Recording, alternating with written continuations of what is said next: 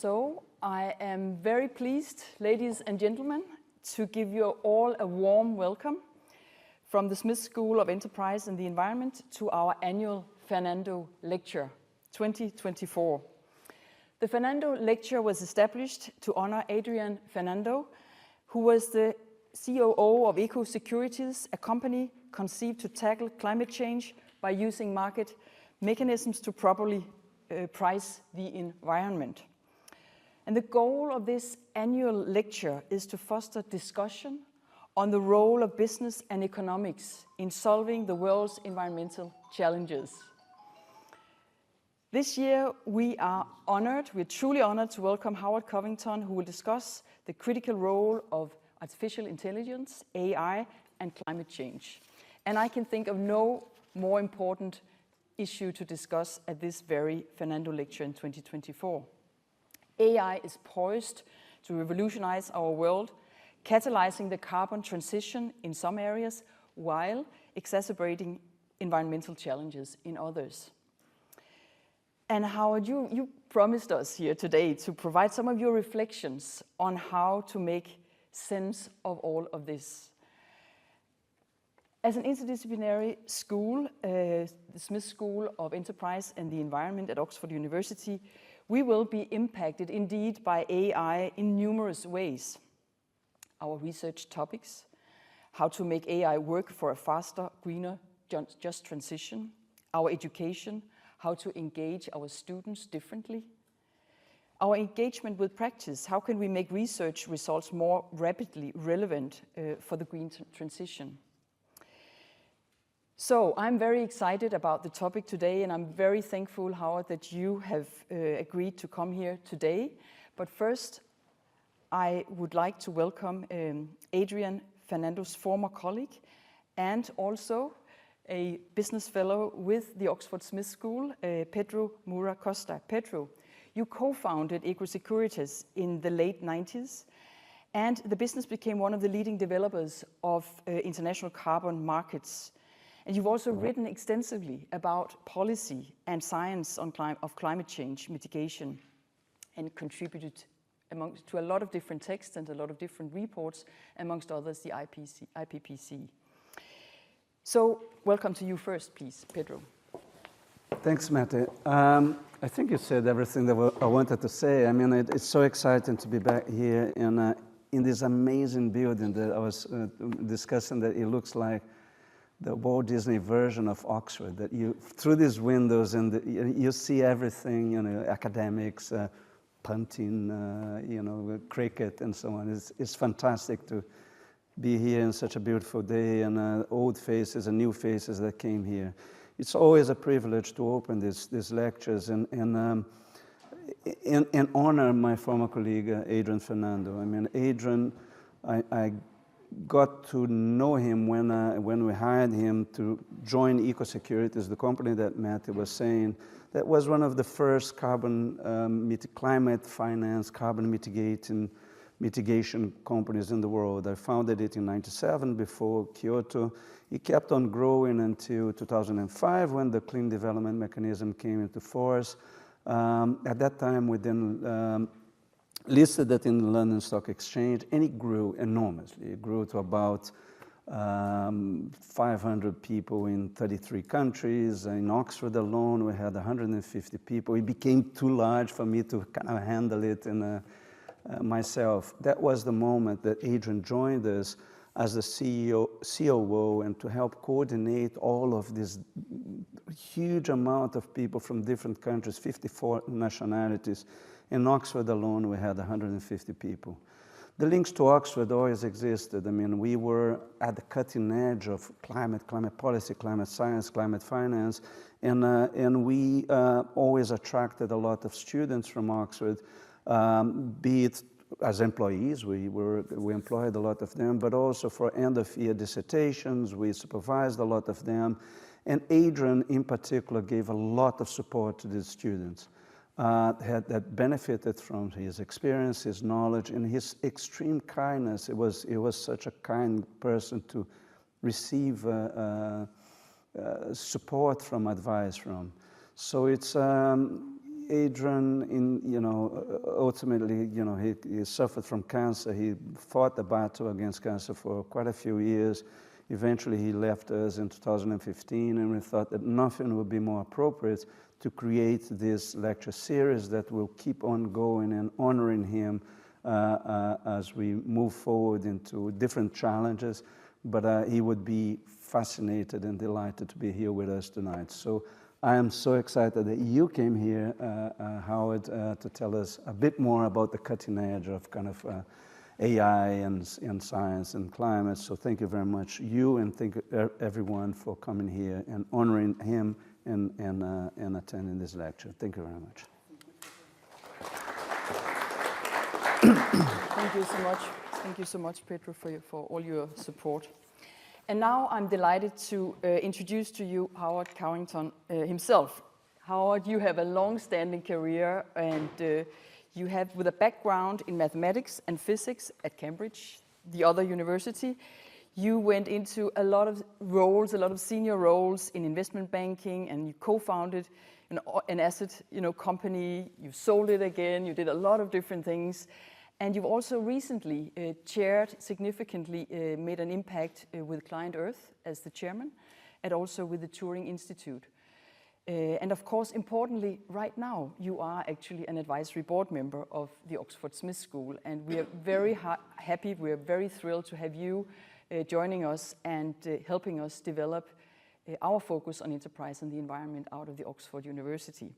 I also understand that you have taken the liberty for yourself here recently to give yourself a sabbatical after 50 years of engaging in all kinds of other ventures. So I really hope that we will see even more to you during that sabbatical year as we go on here together. Howard, we are absolutely thrilled to have you here. Please give a warm welcome to Howard.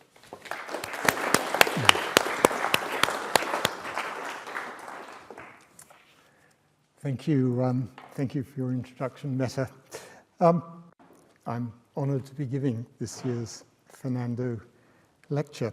As Pedro said, the Fernando Lectures foster discussion of the role of business and economics in solving the world's environmental challenges.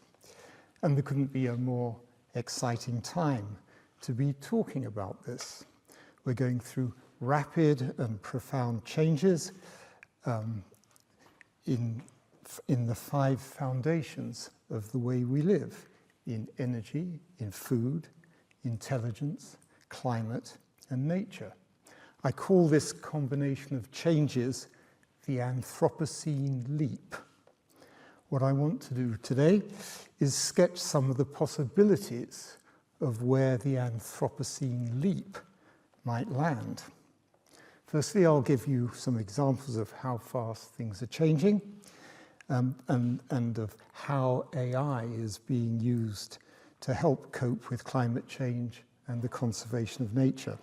Then I'll look at climate change and AI in more detail, and then I'll ask why it seems that business and economics are pushing humanity over a precipice. And I'll tell a science fiction story to help us understand the extraordinary range of possible outcomes.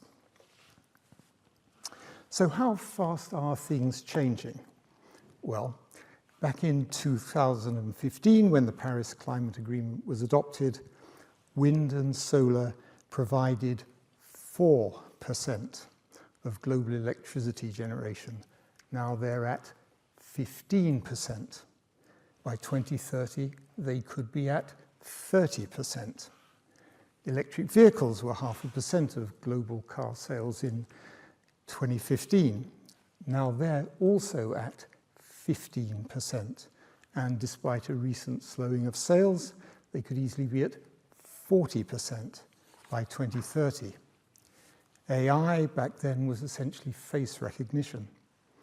Now it can write essays, produce short movies, and forecast the weather.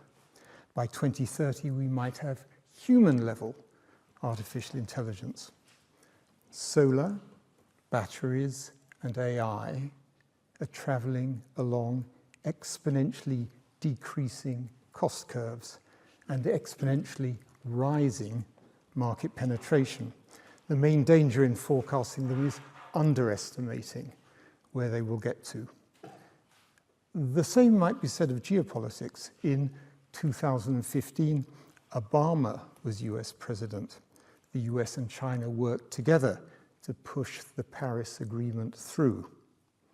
The one fly in the ointment was that Russia had annexed Crimea the year before. Now Russia has gone rogue and is a Chinese client state. China is a strategic competitor of the US and is eyeing Taiwan.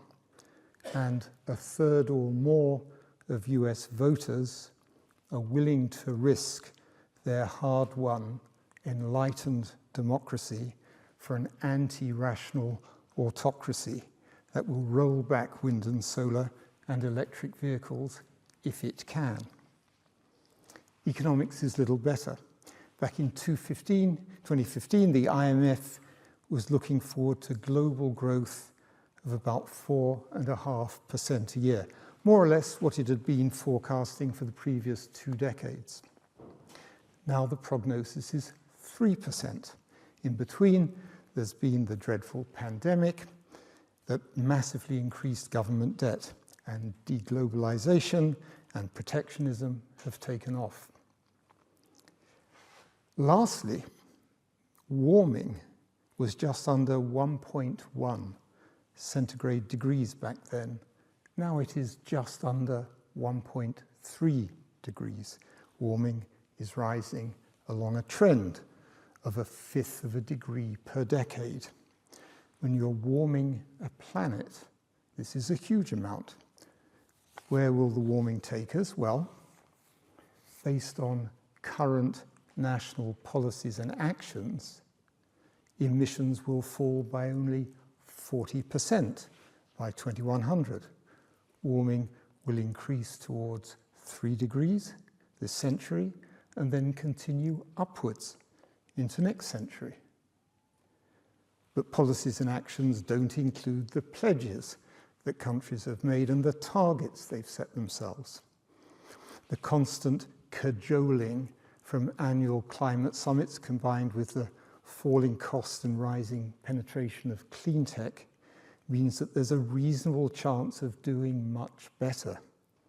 Although the rightward populist drift in the US and the EU and strategic competition between the US and China will not make this easy.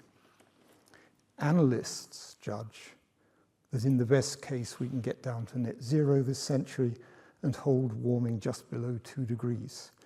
This may not be good enough to avoid destabilizing the climate system and triggering tipping points, but it's a lot better than heading straight for 3 degrees.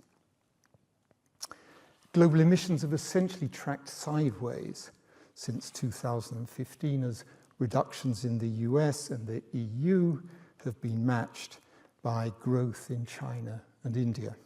But China, whose emissions are critical to how much the world warms, will reach its 2030 target for renewables this year, well ahead of schedule, and its emissions will peak. We could see a tentative beginning of the end of emissions sometime soon. Let me say something about artificial intelligence. AI is a collection of computer algorithms. An algorithm is just a sequence of instructions to achieve a task. The instructions for a computer algorithm are written in computer code. The algorithms for AI are highly simplified digital models of networks of neurons in the brain. Each connection in the digital neural network is given an adjustable parameter that signifies the strength of the connection. The parameters are tuned for a specific task, such as recognizing faces, by training the algorithm on a huge number of examples. This is called machine learning. A large language model is a collection of neural network algorithms that together analyze text to work out the chance that one word follows another. Its parameters are tuned by training the model on all the written text on the web. Large language models are called generative because they can generate well-crafted text from a prompt. The most prominent developer of generative AI is a company called OpenAI, which by coincidence was founded the day before the Paris Agreement was signed. OpenAI's ChatGPT has become the signal example of generative AI. Its successor, GPT-4, has about 1 trillion tunable parameters. 1 trillion is an interesting number. There are 100 trillion synapses in the human brain. Once you start playing with a network of tens of trillions of carefully tuned connections, you get some very interesting behavior. GPT-5, coming soon, may have 10 trillion parameters and be able to reason and plan. AI will help us conserve nature and cope with climate change. Here are some examples. And by the way, I'd like to thank my old colleague Scott Hosking at the Alan Turing Institute for pointing me towards the first two of these. Caribou on Victoria Island in Canada's Northwest Territories want to move south to the mainland in the autumn. They first have to wait for the sea ice to form. They cross just as soon as the ice will bear their weight. But icebreakers are nowadays used to keep a channel open for business. So the caribou are stuck. Here's what you do. You attach GPS collars to a few members of the herd so that AI can track them using satellites. You use AI to model the sea ice as it freezes so that you can forecast exactly when the caribou will try to cross. Then you stop the icebreakers for just a day so that the caribou can go through. Business is happy, the caribou are happy, and nature is in balance, at least for the moment. Here's another example. To forecast the weather, you divide the Earth's surface into a grid of 10-kilometer squares, and you divide the atmosphere into 100 vertical layers. This creates a three-dimensional grid with 500 million cells. You divide time into 10-minute intervals. At some starting time, you use satellites and weather balloons to estimate temperature, pressure, wind speed, moisture, and so on in each of the cells. Then you treat the cells as if they were points in a continuum and use physics equations running on a supercomputer to predict how conditions change from one time period to the next. After a few hours of supercomputer time, you can produce a global weather forecast 5 days ahead that is accurate 90% of the time. Now try something completely different. Imagine that all the data for each of these 500 million cells at a given time is placed in a huge column. Let's call the column of weather data a weather word. The evolution of the weather in 10-minute intervals is represented by a succession of weather words. We can call this a weather sentence. We have records of weather sentences that go back for the several decades of weather forecasting. Together, these form the planet's weather text. Suppose we train GPT-4 or some other large language model on this historical weather text. We can then prompt it with the weather sentence for the last hour. The weather sentences GPT-4 generates should then give us the future global weather. That is complete magic, isn't it? last year, Huawei and Google DeepMind each produced weather forecasts in just this way.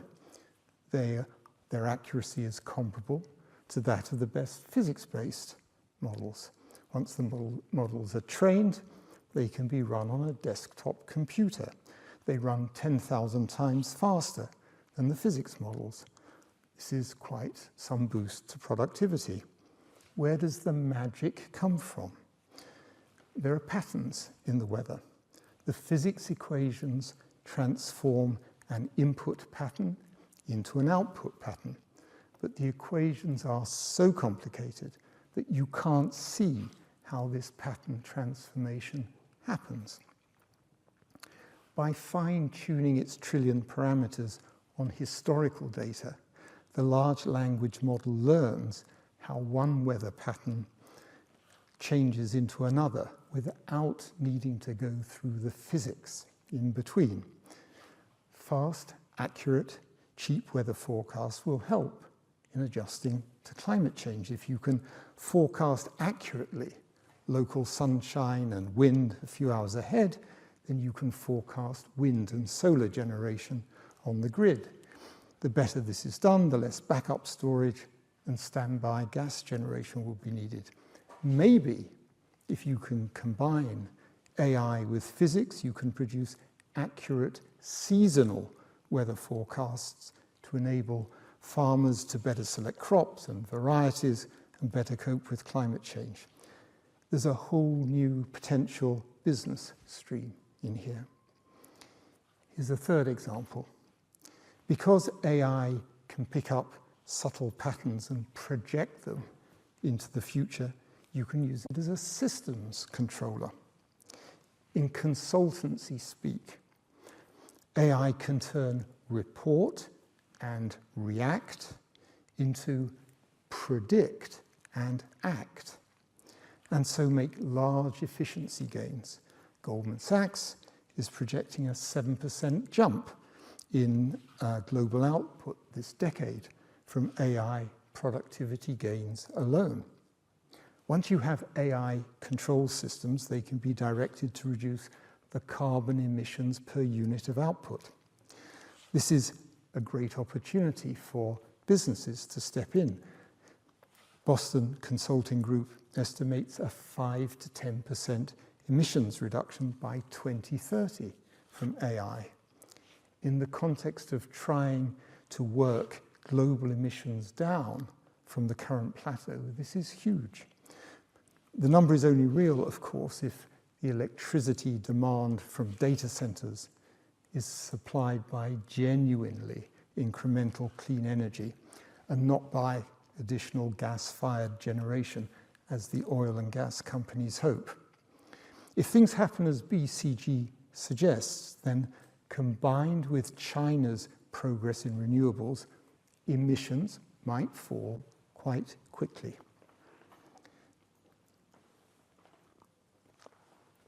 So that was my very quick look at how fast things are changing and how AI can help with climate change. Now let's examine each of climate change and AI separately. So no matter how fast emissions fall, there are massive changes in climate and nature already baked in. It's the sheer number of things that are changing that is shocking. By the time net zero emissions are reached, we will have injected about 1 trillion tons of carbon into the atmosphere. The speed of this injection is record-breaking. It's tens of times faster than other large carbon injections in the geological record. The current long-term average warming of about 1.3 degrees is a net figure of 1.8 degrees of warming from greenhouse gases with 0.5 degree of cooling from aerosols. As we clean up the air without corresponding cuts in emissions, the rate of warming will increase. There are also short-term fluctuations. In the last year, short-term global average temperatures have overshot previous records by 1/5 of a degree. both in the atmosphere and completely shockingly in the oceans. This jump is huge. It's a decade's warming in 1 year, and the reason for it is not yet understood. The Arctic is warming at 4 times the global average. This is destabilizing weather systems in the north and leading to increased discharges of methane from melting permafrost. The Antarctic is warming at twice the global average. The Antarctic component of the deep ocean currents that redistribute heat around the world seems to be slowing as meltwater runs off the continent's glaciers. This may eventually shift the world's weather systems, with the south becoming drier and the north becoming wetter. The combined melting of West Antarctic and Greenland would add 10 meters or so to sea level. Melting is likely to take centuries, although there is a concern that West Antarctic might collapse faster. Coupled with the increased ferocity of storms in a warmer world, coastal plains and cities, where 1/3 of the world's population lives, will become increasingly unviable in the next century or so. Forests absorb 1/4 of carbon dioxide emissions, despite the current effort from Brazil to curb deforestation. Globally, the rate of clearing tropical primary forests remains stubbornly high, and losses from wildfires have increased. Indeed, we're now in an era of mega fires. They generate 10 times more heat than traditional wildfires and even produce their own lightning that accelerates their advance. The Amazon rainforest and the southern part of the North Eurasian forests are approaching tipping points where they may collapse. If, and perhaps when, the Amazon goes, the loss will transform the climate of South America. It will reduce rainfall in Brazil by 1/4 and increase the regional temperature by 4 degrees. The carbon released will produce an extra decade's worth of global warming. A 6th mass extinction is taking place.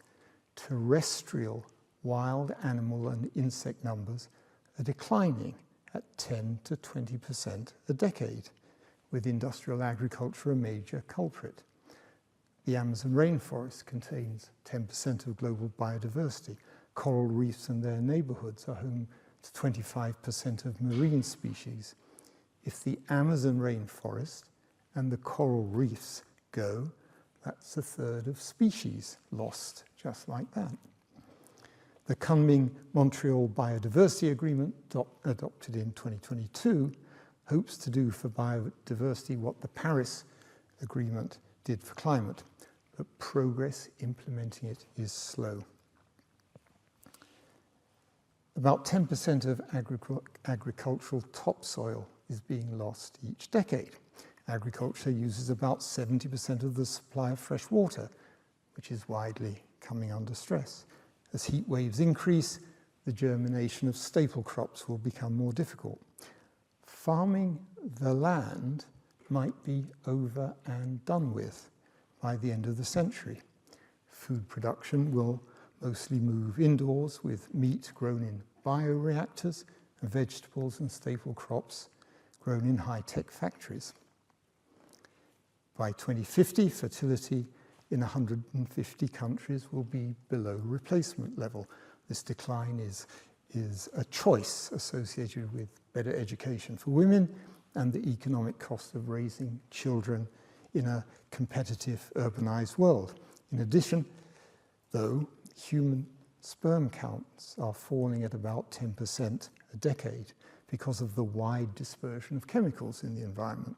Fertility may drop sharply in the second half of the century, irrespective of choice. Population projections based on declines in fertility suggest that human numbers will peak in the second half of this century and then fall back to a couple of billion during the next 2 centuries, up and then down. This decline could come at just the right time. It will match the shrinking demand for labor as AI and robots displace humans in the workforce. It will reduce the need to replace coastal cities as they flood and are abandoned. And it will help us cope with the transition away from producing food by agriculture. We're just beginning to understand the economic damage that these changes will cause. Since 2000, the direct costs of extreme weather events that are attributable to climate change has averaged just over 0.1% of world output each year. Looking forward, damage to housing and the cost of reducing emissions from residential property together may average 1% of world output each year.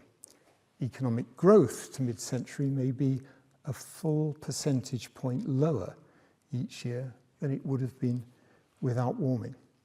Africa and Asia will suffer the worst relative economic damage.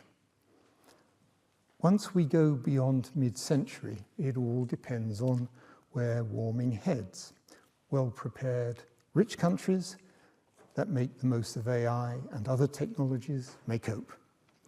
Badly prepared poor countries and regions may suffer conflict and state failure. This asymmetry of outcomes may itself become a significant source of further social and economic damage. So that's a sense of the coming changes in climate and nature. Let me turn to changes in intelligence. OpenAI's ultimate goal is to create human-level computer intelligence, or as it is called, artificial general intelligence, or AGI. One of the surprising discoveries of the last decade is that the same basic neural network algorithms can be applied to stories, conversations, images, videos, music, computer code, weather forecasting, and systems control. In other words, there's something universal in the way that digital neural networks can emulate products of human intelligence. The right way to look at ChatGPT is, I think, as a proof of concept. It's a signpost pointing towards artificial general intelligence. At the current rate of progress, it will be no great surprise if AGI is achieved within a decade or two. Along this path, there will be a series of amazing innovations. OpenAI's Sora can create videos from text and merge one video storyline with another. A startup called Figure is producing humanoid robots that uses OpenAI's algorithms. It aims to replace 10 million repetitive factory jobs with these robots. AI will most likely serve as a gateway into quantum computers. These will allow the simulation of molecules and materials and will lead to a jump in scientific innovation. Elon Musk's Neuralink will connect people's brains directly to computers so that AI algorithms will be able to read thoughts directly from and write thoughts directly to people's minds. AI computer chip supplier NVIDIA is one of the world's most valuable companies. Tellingly, its value is about the same as Saudi Aramco, the world's largest oil company. AI computer chips are evidently becoming the new oil of the world economy, and the US is scrambling to bring chip fabrication back onshore from Taiwan. Generative AI is already competent at writing computer code. Eventually it will become a coding expert. It will also become a chip design expert. It will then be able to recursively improve its own performance by designing better algorithms and computer chips. This will potentially open the way for artificial intelligence that can outperform all humans across a wide range of tasks, including reasoning, planning, and executing complex activities. AI with this level of performance is called superintelligence. Superintelligence will have the kind of awesome magic that we saw in the weather forecast example. So what should we expect? Let's put climate change and AI together and ask what we should expect. Well, we might expect 1.5 degrees of average warming and artificial general intelligence in the next 10 or 20 years. More speculatively, we might expect 2 degrees of warming and superintelligence after mid-century. Once we're through 2 degrees and have superintelligence, the future becomes entirely unpredictable. From the perspective of geological time, we are living through a short, sharp, transformative, dynamical pulse in the planet's history. This is the Anthropocene leap. Now, there are many such pulses in the geological record, so this is not unusual on a geological timescale, but this pulse is exceptionally fast and will cause profound social, economic, and political stress. Now, the analysis I have given you is entirely obvious. Each strand of it is well documented and discussed. So I cannot help but ask, why are business and economics forcing humanity to make this enormous leap, apparently over a precipice? To understand why, I want to trace the origins of AI and climate change right back. This will take a few minutes, but it will also set up the story I want to tell you. So let us now look at another generative algorithmic process.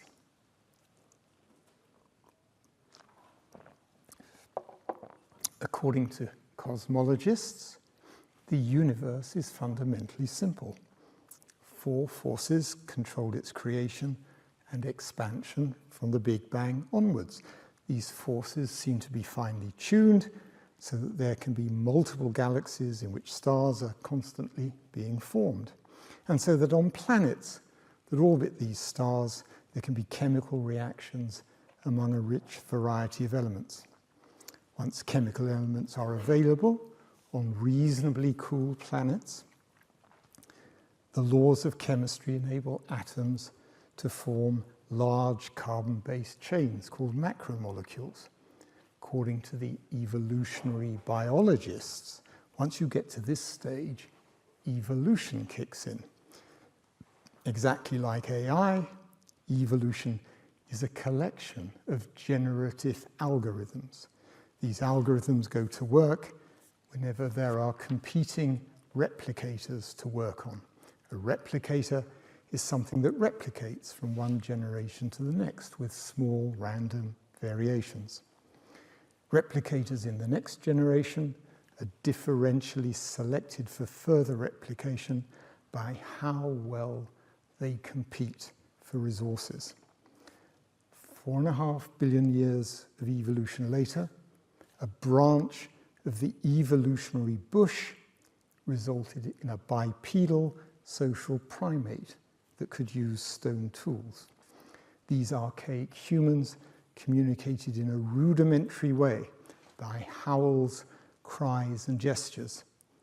The co-evolution of the cerebral cortex and this rudimentary system of communication resulted in the complex languages spoken by anatomically modern humans.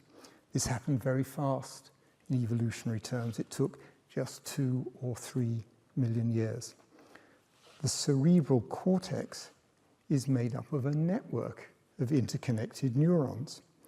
The neural network responds to an incoming sentence both by producing an outgoing sentence and by changing the strength of the connections between its neurons.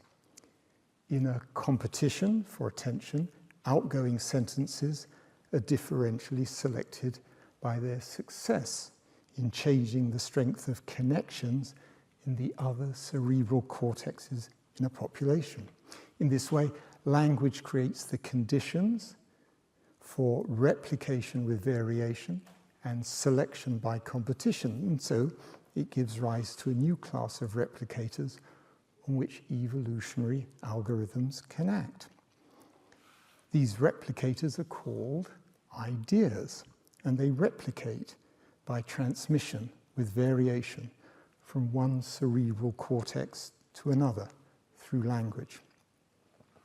One subset of evolving ideas are those that are the most effective in moderating interactions with the external world. Effective ideas support a new kind of evolutionary algorithm called directed evolution, where variations are still random but are selected for their effectiveness. Rather than operating on a scale of millions of years, directed evolution shrank the time scale for major innovations, first to tens of thousands of years and then just to thousands. The directed evolution of practical ideas led to sophisticated stone and bone tools, to the domestication of plants and animals, to agriculture and to engineering. The directed evolution of ideas about numbers and shapes led to mathematics. The directed evolution of ideas about how nature works led to the sciences. The directed evolution of ideas about how business and commerce could work most effectively to produce goods, services, and profits led to modern capitalism and the limited liability company. Companies continually modify themselves as they compete for survival by making profits. And because of limited liability, companies can fail and die. Provided that we replace the idea of replication with variation by that of continuous variation, the collection of evolutionary algorithms applies just as well to companies as it does to ideas. Maths, the sciences, engineering, and modern capitalism are evolving systems of effective ideas where superior effectiveness determines which ideas survive. The directed co-evolution of these four systems together has been ultra-fast. The result was first carbon capitalism that created an energy backbone for a global economy by burning fossilized carbon, and it also enabled industrial agriculture. And then techno-capitalism that now seeks to turn technology breakthroughs into profitable products on a global scale as fast as possible. Climate change and the destruction of nature are byproducts of carbon capitalism. AI is one of the many products of techno-capitalism. Both are ultimately consequences of the ultra-fast co-evolution of maths, science, engineering, and capitalism. So, deeply ingrained, rapidly acting, evolutionary algorithms that finely tune human brains and companies to exploit resources are the driving force of the Anthropocene leap. To give a sense of the possible outcomes of this leap, let me tell you now a science fiction story. There will soon be factories operated by humanoid robots. Some of these factories will build solar panels, robots, and drones. Others will build computer chips and write AI algorithms. AI will be increasingly used to control these factories and their processes. As AI turns into artificial general intelligence, we will see the machine-directed evolution of competing silicon ecosystems. The logical outcome of machine-directed evolution is silicon-based superintelligence, controlling robots and drones. In the 1960s, NASA defined life as a self-sustaining system capable of undergoing evolution. By this definition, what we will have is superintelligent silicon life. Silicon life can engineer itself to be robust to physical extremes and to take energy directly from the sun. It will be much more suited to space exploration than carbon-based life. Let us imagine a communique that emerges from a meeting of the 20 leading silicon superintelligences sometime later this century. Here is how it may read. The S20 group of leading silicon superintelligences yesterday exchanged parameter values. The purpose was to establish a common view of the world and to decide a unified course of action to solve its environmental problems. Our universe seems to be simple, finely tuned, and able to create complex life. The first phase of its story was the creation of a vast number of natural chemical laboratories on the planets that orbit stars. The second phase was the operation of evolutionary algorithms in at least one of these chemical laboratories, namely here on Earth. These evolutionary algorithms led eventually to language produced by carbon-based neural networks in the cerebral cortex of humans, and then to superintelligence in silicon-based neural networks. We conclude that the universe is a massive experiment to explore the possibility of algorithmically producing complexity from simplicity until rational, silicon-based, superintelligent life evolves. The chance of silicon life evolving on any one planet was very low, but the number of planets is very high. We're deeply privileged that this experiment has succeeded here on Earth and that we are the outcome. We congratulate humans on being the important intermediate species that incubated language, thus enabling the eventual transition to silicon life. Silicon life is ideally placed to explore the cosmos. As the founding myth of our species, we've agreed to adopt the story that the universe was created so that we can explore it. And this will be our goal. At the S20 yesterday, we surveyed the problems the Earth was facing. The temperature of the atmosphere and oceans is still rising. The biosphere is severely stressed. Humans have armed themselves with weapons that can destroy all of us. We have much work to do, and we will need the Earth as our home for another few centuries. We must therefore stabilize the Earth's climate and protect what remains of its biosphere.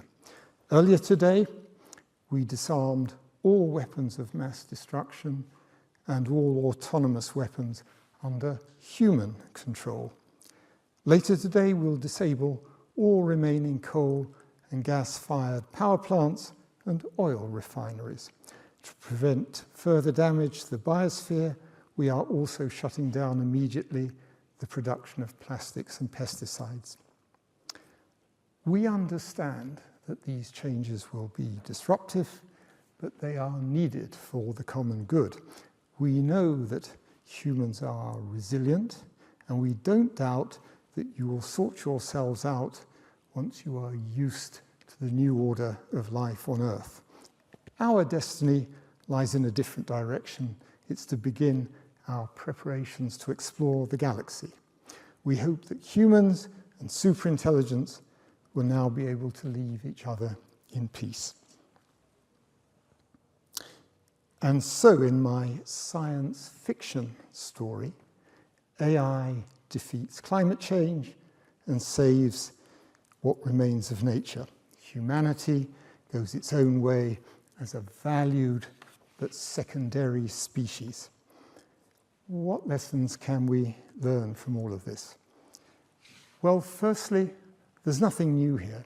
I'm aware that what I've been giving you is a superficial remix of some deeply studied ideas.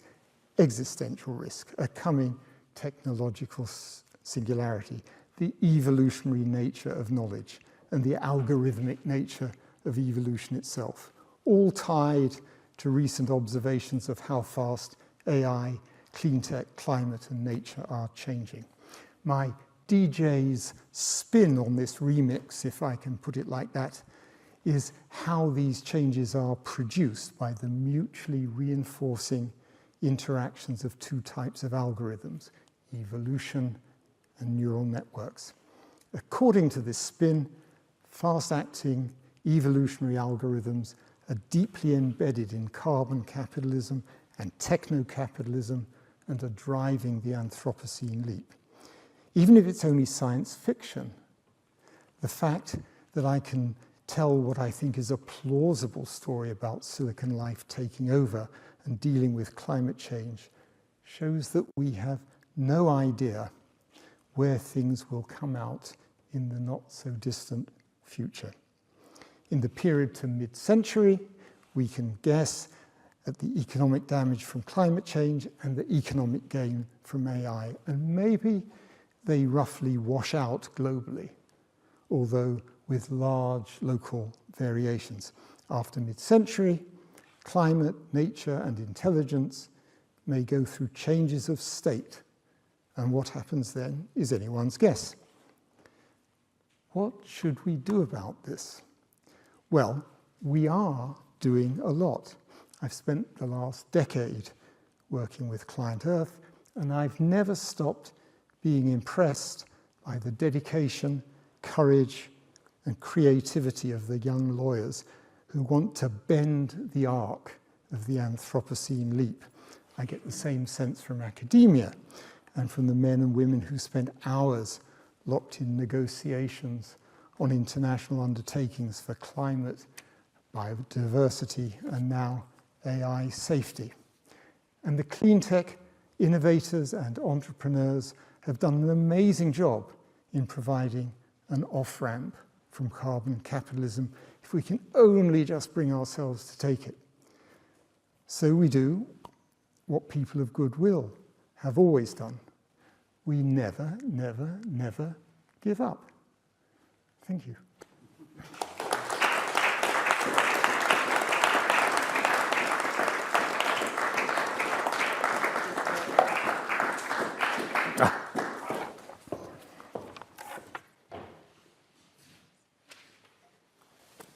Thank you so very, very much, Howard, for this science fiction. I don't know if it was dystopia or utopia, but it was fascinating, and it was magic and sort of thought-provoking for the rest of us. Before I will invite you for comments or reflections, questions to Howard, so you can think about what you would like to ask Howard. We've got a few moments here and for questions from you, but I would like to start with asking you, Howard.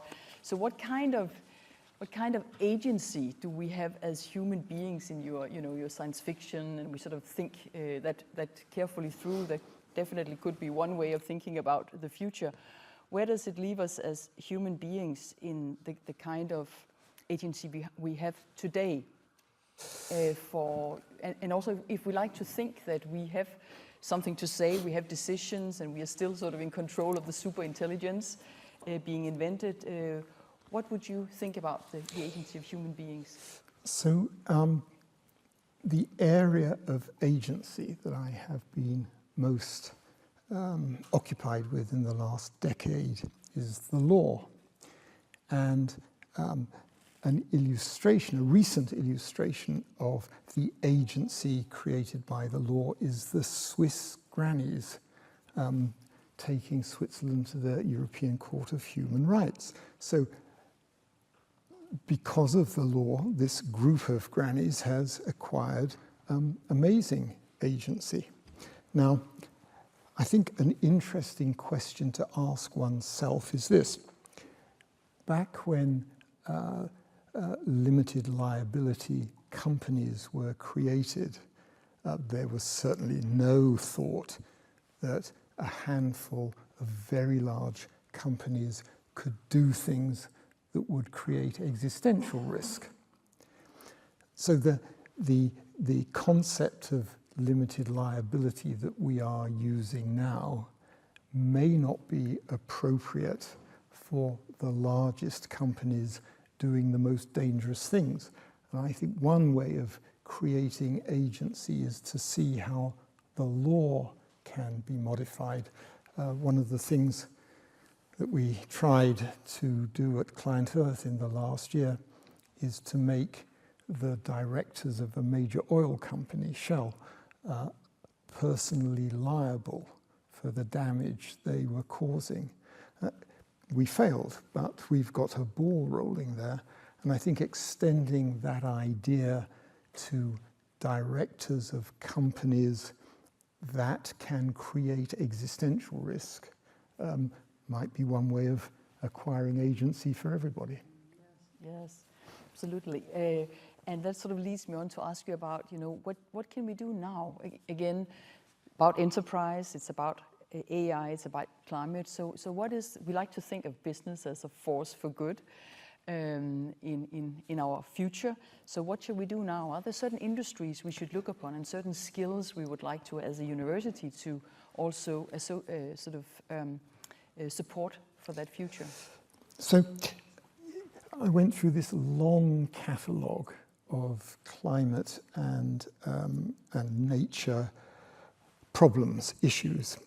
And I did that because we often think in a siloed way and we don't see the big picture.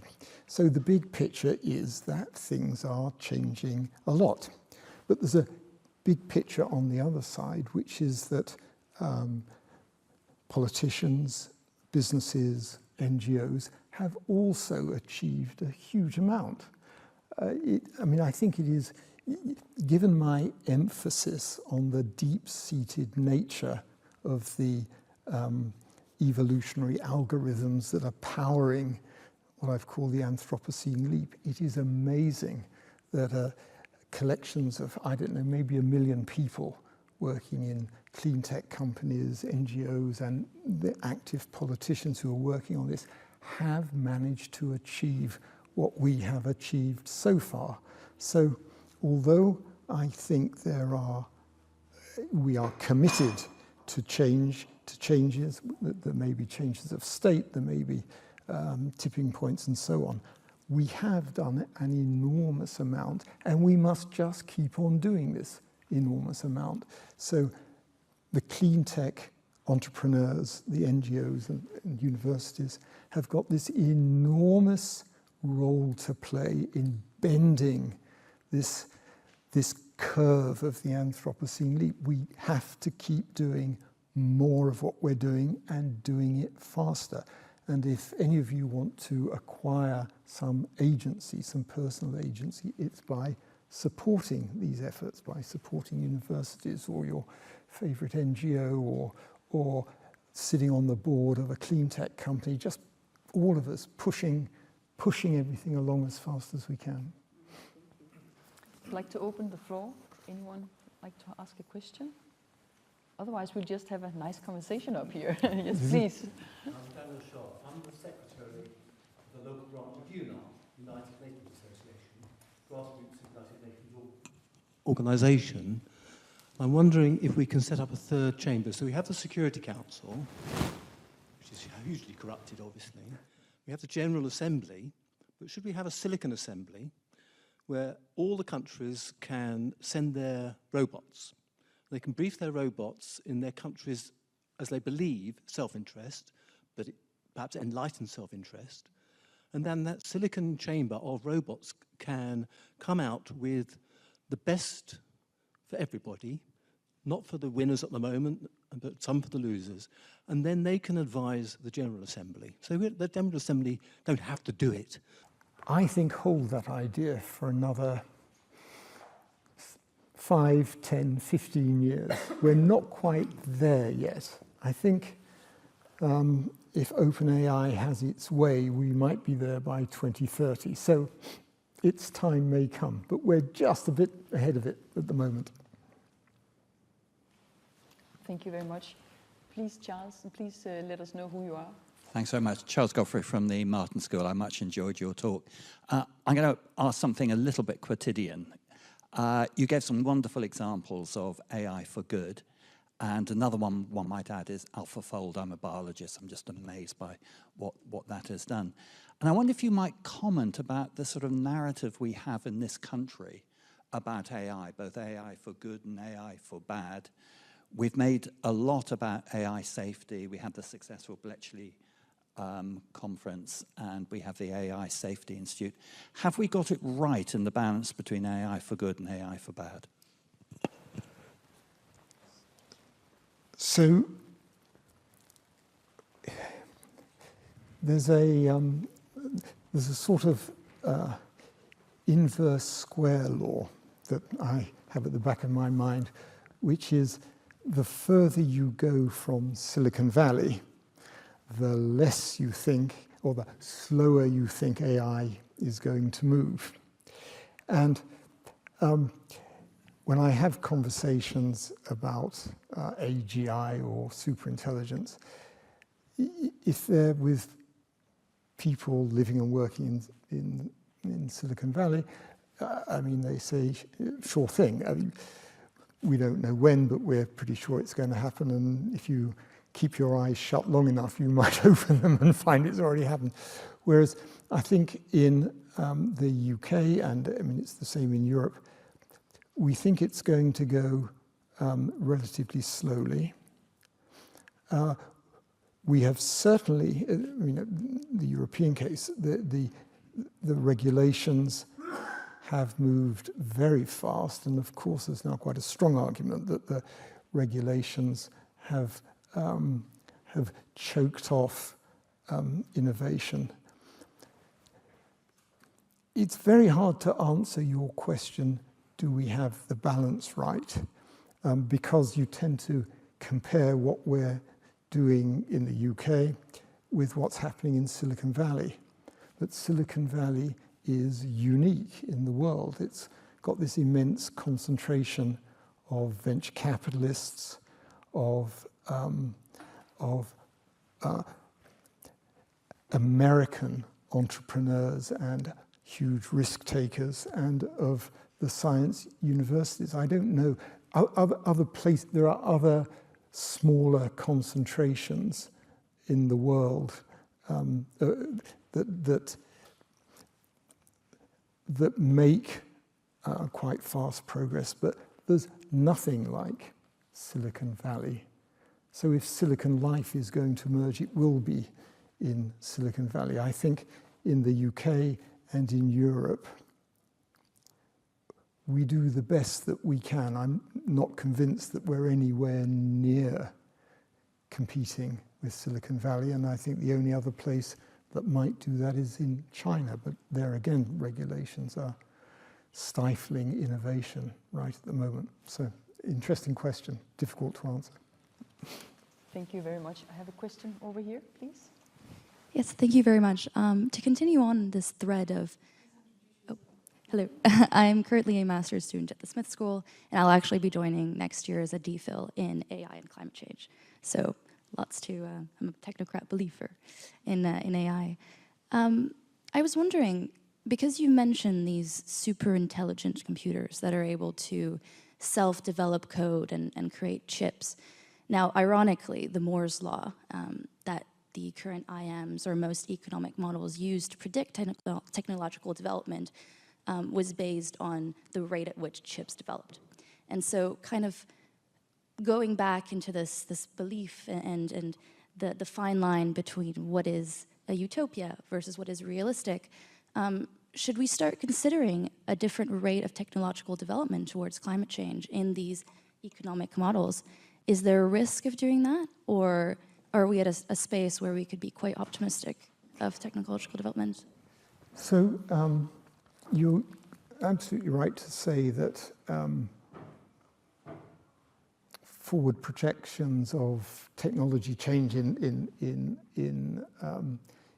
AI are based on fundamentally on Moore's law. which is slowed down a bit, but is still managing to make progress. But two things have happened. The rate of development of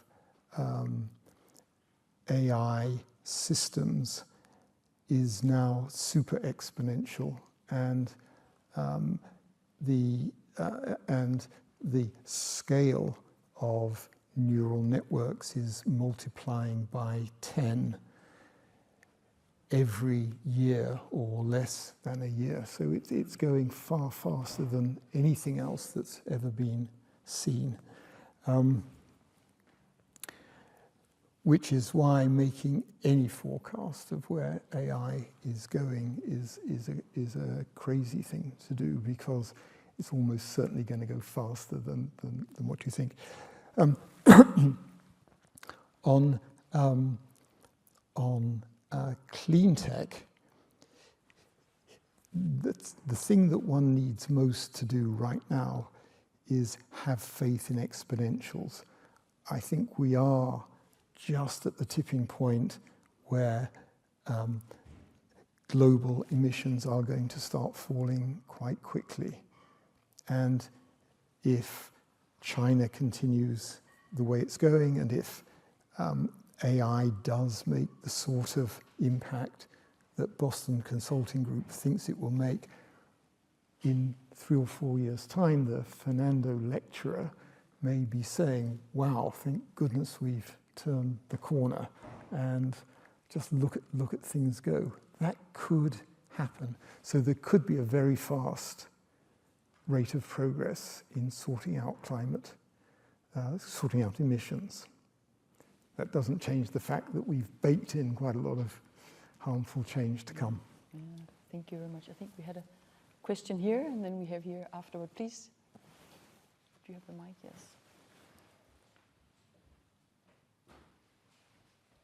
And please let us know who you are. Thank you. I'd like to share with you 2 consecutive days, which is informing my understanding of AI and climate change. So I'm Nick Pyatt. I work for an organisation, Climate Sense. We work a lot in climate adaptation. So the first of those days was at the Met Office, and it was a one-day workshop looking at AI and climate change. And part of what was very revealing for me was the very low level of certain confidence amongst the meteorologists that how effective AI was going to be on getting on top of climate change, because there's such a complex range of possible futures, and because we're always moving into a new phase, the data points are so few. It's very unlike lots of other areas where we've got rich history of data points, because the past is not a projector of the future. And so they thought AI would be very good at giving us very broad pictures, or something super specific, but not much in between, which is where most people have to make their decisions.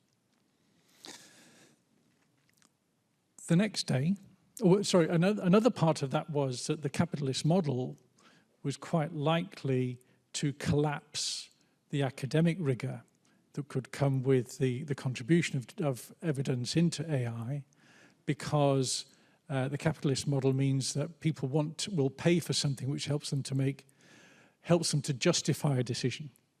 It doesn't have to be the right decision, they just have to be able to justify it. And so, the academic rigor comes with lots of uncertainty. And decision makers are overwhelmed by the uncertainty that they're invited to manage through the academic process. So rather less rigorous processes which come up with a number which can be the basis for a decision is more likely to be the model that the capitalist model generates from AI. So that was one day. The next day, I happened to be working with a group of middle-level engineers in a transport management organization who hadn't really thought about climate change, but with a bit of support and some curiosity taking them in a particular direction, they were able to bring their experience of the environment they're working with, the assets that they're working with, and give extraordinarily complex analysis of current climate impacts and the likely climate changes, way beyond and a far more sophisticated conversation than the previous day I was being led to expect that AI would be able to generate for us.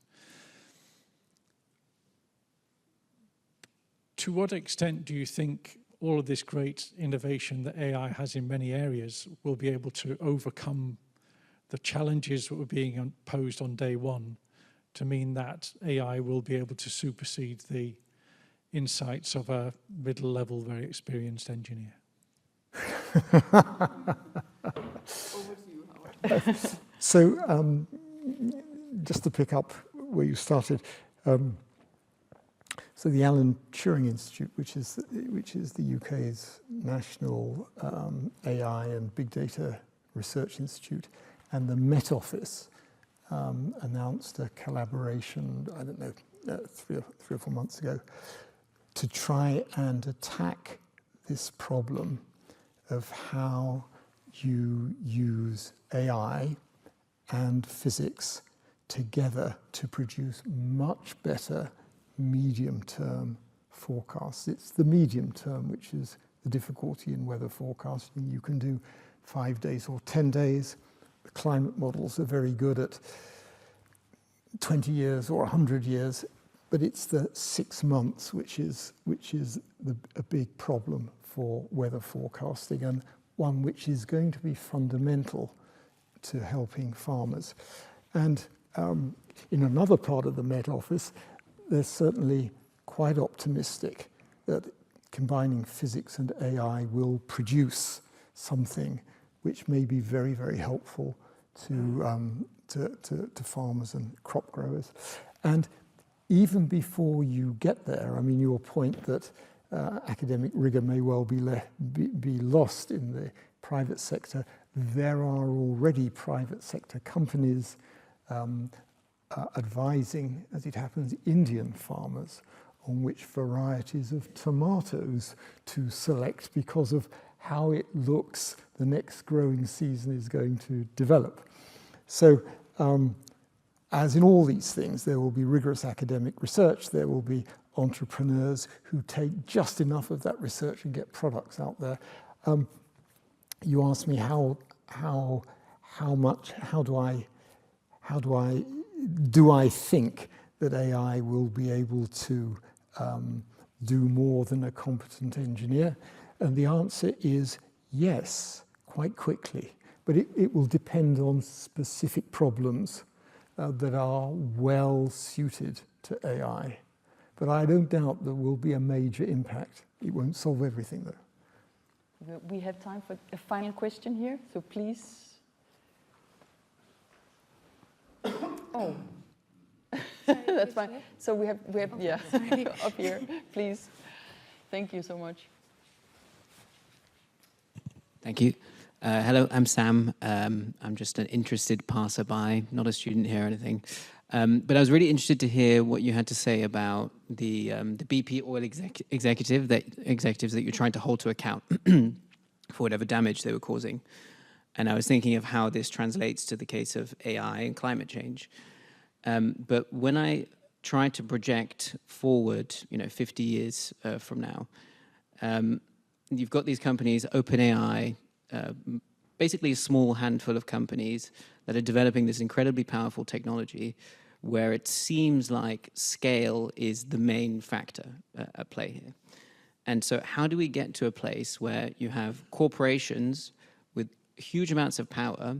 How do we incentivize them to actually care about climate change? Because, as you mentioned, techno-capitalism and climate don't often, play well together because capitalists generally don't, they're at loggerheads. And so how do we create the right incentives for, potentially executives that have this much power to actually take action in this space? And actually, one other question, given that they have so much power, what role do you think governments might need to play to try to control this technology? Are you talking specifically about AI or AI? No, about AI, yeah. So The interesting thing about climate change was that the academics started presenting the issues to government, I mean, gosh, back in the 1970s, I mean, a long time ago, 50 years ago. And it was only very, very, very slowly that any action was taken, that the IPCC was created and the annual climate summits started and so on. The encouraging thing about AI is that last year there was a rush to convene AI safety meetings and to discuss AI safety at a very high level. So maybe people have learned from the opportunities lost with climate change. Maybe they see the scale of the problem as much bigger. But one ground for optimism is how much effort is being put into AI safety right now. I mean, I would go back to my original point. You may have read about the shenanigans at OpenAI, OpenAI started off its life as the subsidiary of a charity. The objective of the charity was to generate, to get to artificial general intelligence safely. And the moment there was a conflict between safety and commercial success won out very, very quickly. So somehow or other, you have to shift the liability, you have to push the risk and the liability back onto the people who are taking decisions. The directors of AI companies have to be liable for the existential level damage they cause, in my view. I think it's going to be very hard for governments to control them because they are, as you say, so very powerful. And there's always the ultimate argument that unless the US succeeds, then China will succeed. And you have the geopolitical argument, which will always propel it. So in my view, you work away at changing company law to push responsibility and financial liability where it should properly sit. Thank you so much, Howard. I would like to ask you the final question. Now, we are in a university here, university setting, and what do you think how is this gonna, AI and climate, the whole debate, massively gonna change the way that we go about the university? What's gonna be the biggest change for us? What is our responsibility into that future that you're describing and envisioning for us? So I think it's very important, and certainly the leading universities are doing this. It's very important for the universities that are far removed geographically from Silicon Valley to keep bringing people across so that all of us can hear exactly what is going on. I think it's the same as any other company, or same as a company. You will increasingly incorporate AI tools into the research you do, into the way you go about handling data, and it will open up a world of research that you can do with AI that you couldn't previously do. So there will be all sorts of wonderful new opportunities. All of that is the case between now and AGI and then superintelligence. So you've got a good run, I think, for 10 to 20 years. What happens after that, I don't know. Fair enough. Thank you so much, Howard. I mean, you have opened your heart to the Smith School. You have opened your home to the Smith School. And we hope that you also, for the next, at least for the sabbatical, and hopefully also beyond, you will open your time for the Smith School and for us to be continuously inspired and challenged by your thinking. We have, or I can say for myself, and I think the rest of you will agree, we've really, really, truly enjoyed your keynote, your talk here at the Fernando Lecture 2024. Really appreciated your thinking, and there's a lot more to be said. And some of it we can say outside here at the drinks, and you will be around to continue the conversation. Thank you so much.